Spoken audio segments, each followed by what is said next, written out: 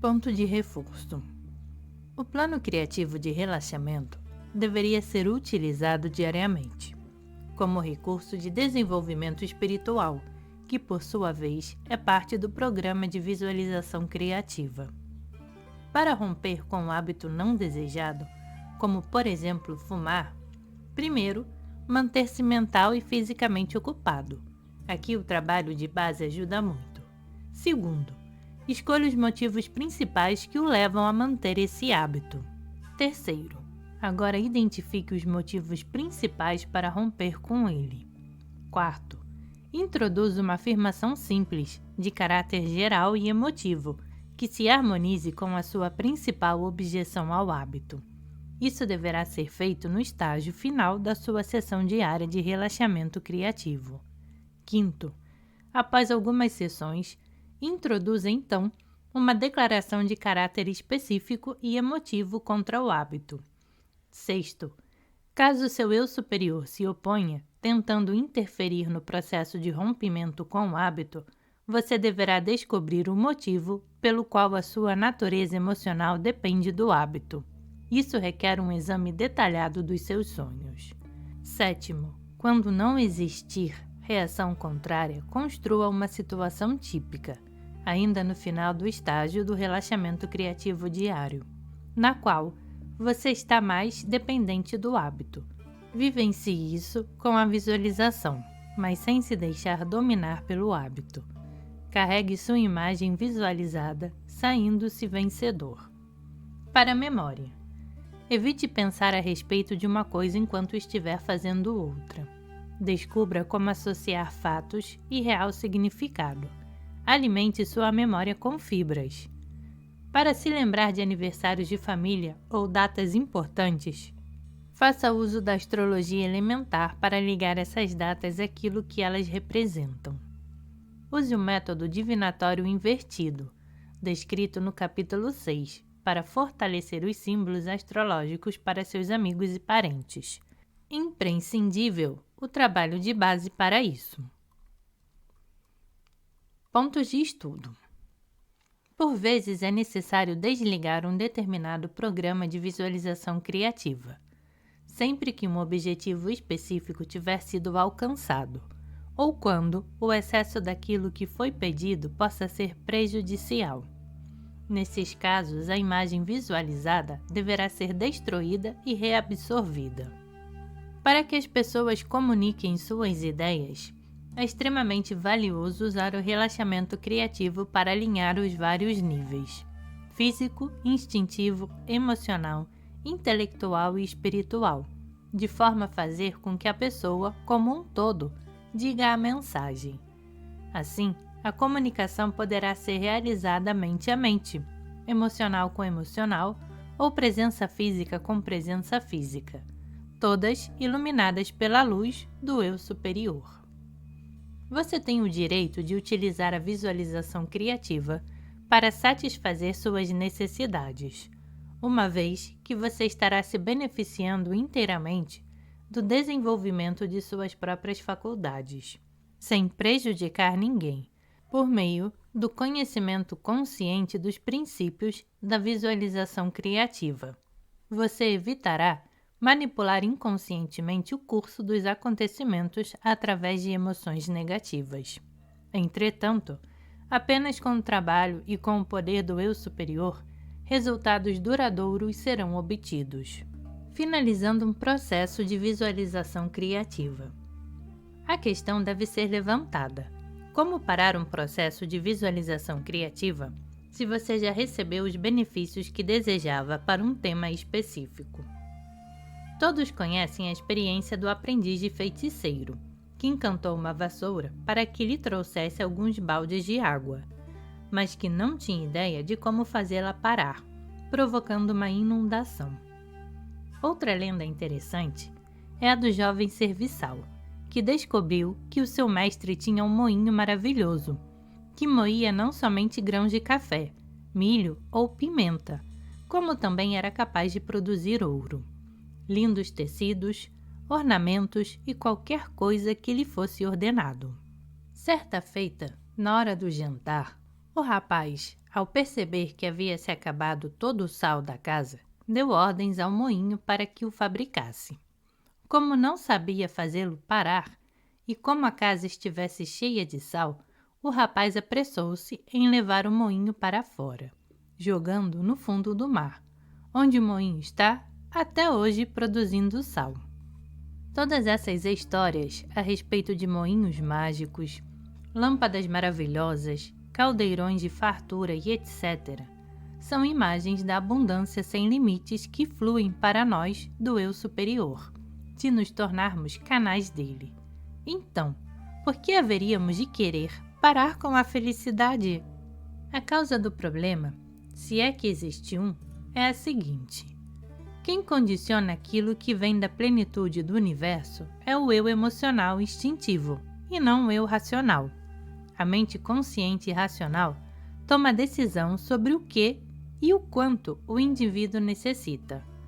Caso o eu emocional instintivo capte a mensagem, tudo estará bem, mas ele pode, por meio de algum medo ou qualquer outra motivação, continuar condicionando o que é recebido como ele deseja, e não como a mente racional decidiu. O seu eu emocional instintivo pode ser parecido como o rei Midas, da mitologia grega.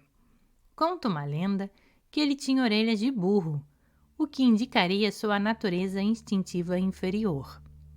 Outra história diz que ele teria desejado que tudo aquilo em que ele tocasse se transformasse em ouro, o que quase lhe matou de fome e sede, enquanto rodeado de taças e pratos repletos de ouro, ao invés de água ou alimento. A natureza inferior é capaz de cometer erros como esses. Lembre-se dos chifres do alce irlandês.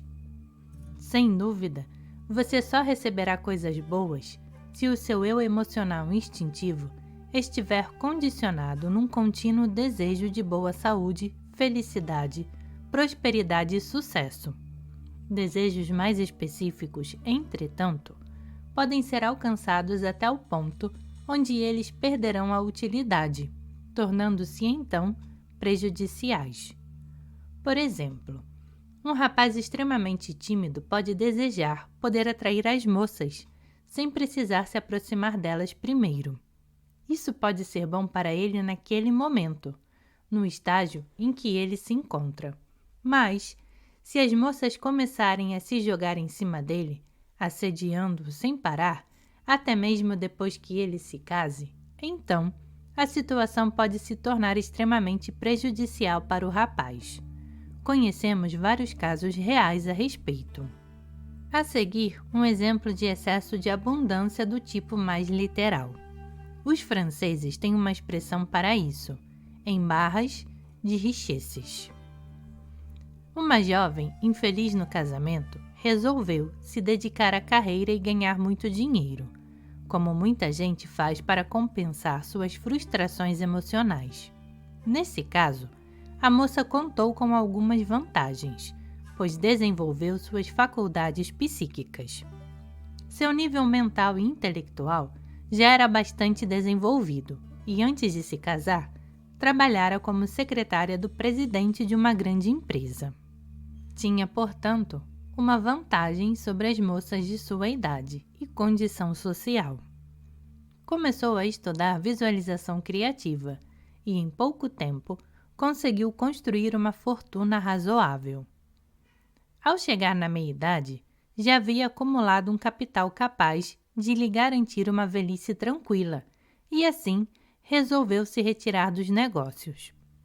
Paralelamente, algumas mortes em família a tornaram ainda mais rica, em razão de grandes somas de dinheiro que recebeu de herança.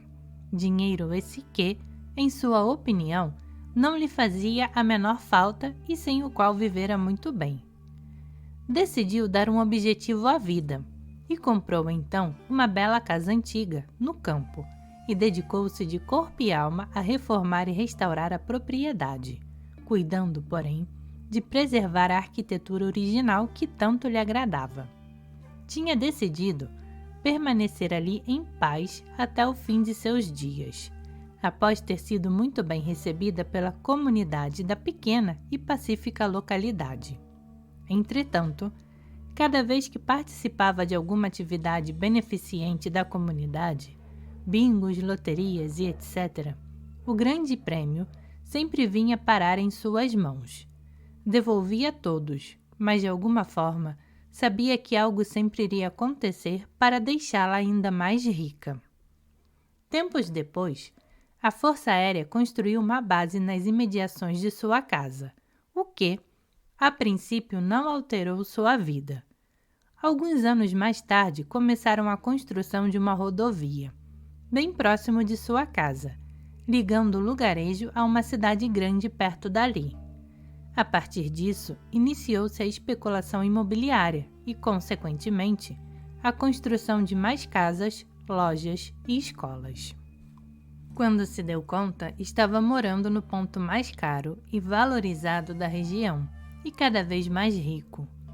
Como não tinha família nem herdeiros, decidiu pôr tudo à venda e acabou indo morar numa casa de repouso de luxo para pessoas idosas. O que teria dado errado em sua vida? Ao invés de ver no dinheiro apenas um meio para obter coisas boas, ao invés de entendê-lo como símbolo da força vital, ela o utilizou como substituto para o amor. Esse foi o grande erro de nossa amiga, pois nada substitui o amor. Felizmente, ninguém precisa de substituto para o amor. Até mesmo a pessoa mais solitária tem consciência, ou deveria ter, do dá e tira do amor divino. Enquanto seres, humanos ou não, corpóreos ou não, nossa necessidade de dar é sempre muito maior que a de receber, pois na realidade, quanto mais amor dermos às pessoas, indiscriminadamente, tanto mais amor divino fluirá do eu superior para nós. Porém, se estabelecermos qualquer outro tipo de gratificação ou substituto para o amor, e por ser esta substituição inteiramente insatisfatória, tanto mais teremos desse substituto. Isso é absolutamente verdadeiro, seja a substituição realizada em termos de bens, comida ou bebida, fama ou até mesmo sexo. Justamente por isso, a protagonista da nossa história, embora não quisesse aumentar mais sua riqueza e tivesse decidido, na meia-idade, a não se empenhar mais para ganhá-la, ela não soube enviar ao seu eu emocional instintivo mensagem para terminar com aquele processo que continuou ativado, embora daquele momento em diante já não fosse mais de natureza benéfica, trazendo à pobre senhora cada vez mais insatisfação, tal como ocorreu com o rei Midas. Madame d'Avenay, conhecida viajante e pesquisadora mística, cujos conhecimentos recebeu dos monges budistas do Tibete, certa vez, durante uma de suas experiências práticas, materializou, a partir da substância astral, um monge. A princípio, esta entidade artificial era dotada de características benignas e generosas. Porém, depois de algum tempo, tornaram-se sinistras e ameaçadoras. Madame David New informou-se que tais entidades geralmente tornam-se perigosas e malignas, caso deixadas à própria sorte, e, portanto, decidiu desintegrá-la e reintegrá-la à substância astral. Este é exatamente o caso com a imagem formada na visualização criativa, exceto que, geralmente, quando essa imagem já não é mais desejada, ela desaparece naturalmente, porque a natureza emocional instintivo efetuará a substituição daquela imagem por outra já proposta pela mente racional. Porém, caso a mente racional não providencie uma nova atração, ou pelo menos uma atração que não seja forte o suficiente para atrair os níveis inconscientes a partir de uma atitude emocional de talvez de muitos anos de espera, nesses casos, medidas mais efetivas serão necessárias. O método a ser utilizado, se houver motivo para dúvidas, é muito simples e direto. A imagem a ser destruída deverá ser visualizada e circundada com uma luz branca, tal como em operações de visualização criativa, porém, não deverá ser carregada. Em seguida, por um ato de vontade, a imagem será desintegrada, feita em pedaços até se tornar uma massa disforme, que deverá ser arremessada para o mesmo ponto central da testa, de onde surgem as imagens visualizadas. Ao atingirem aquele ponto, a imagem se funde dentro de você, tal como água no mar. Nota: a destruição de uma imagem puramente astral, criada e reabsorvida pela psique, não poderá provocar nenhum dano ou prejuízo a qualquer ser humano ou objeto material. Este método, com a finalidade para a qual é oferecido, não precisa de exemplo ilustrativo. Ele pode se tornar extremamente eficiente também para eliminar qualquer forma astral que esteja afligindo uma pessoa. Damos abaixo um exemplo que mostra de que maneira palavras e atos podem ser adaptados a um objetivo específico. Uma jovem tinha uma prima invejosa, alguns anos mais velha que ela, e que, para assustá-la, utilizava-se de poderes paranormais para lançar uma maldição em cima da prima. Ao chegar à adolescência, a garota apresentava uma síndrome nervosa que interferia diretamente em sua vida cotidiana. A garota tinha certeza de que tudo aquilo que sentia era fruto da maldição da prima, e ao lhe perguntarem por que tinha tanta certeza, ela respondeu: "Porque todas as vezes que fecho os olhos, vejo minha prima olhando para mim." Ensinaram-lhe então que todas as criaturas têm dentro de si o potencial da bondade e do amor.